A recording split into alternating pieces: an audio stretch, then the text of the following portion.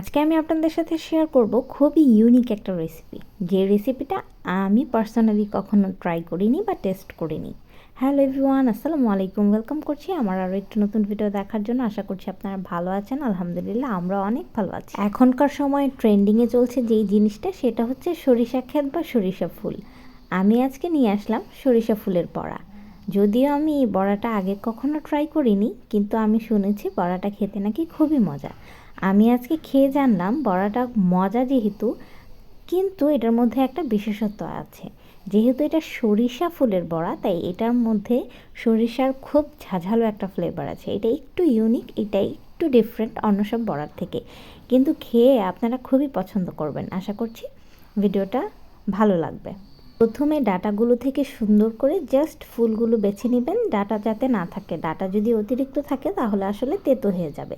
তারপরে এখানে একে একে পেঁয়াজ কুচি, কাঁচামরিচ কুচি, ধনেপাতা কুচি, তারপরে হচ্ছে আদা, রসুন, জিরা, তারপরে একটু গরম মশলার গুঁড়া আর লবণ, সব কিছু দিয়ে খুব ভালো করে একটু মিক্সড করে নিব, যাতে ফুলগুলো একদম নরম হয়ে যায়। আর নরম না হলে তো এটা বড়ার আকার দেওয়া যাবে না।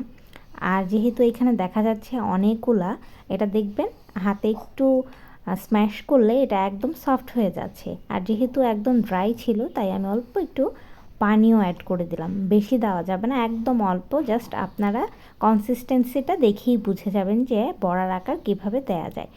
তারপরে এখানে আমি দিয়ে দিলাম চালের গুঁড়া। আমি এখানে অ্যাড করব অল্প কিছু চালের গুঁড়া আর অল্প কিছু ময়দা, কারণ ময়দা না দিলে এখানে বাইন্ডিংটা আসবে না ভালো। কারণ চালের গুঁড়া তো ঝরঝরে থাকে, এটা ছাড়া ছাড়া হয়ে যাবে। আর অল্প একটু ময়দার কারণে দেখেন কত সুন্দর বাইন্ডিং চলে এসেছে।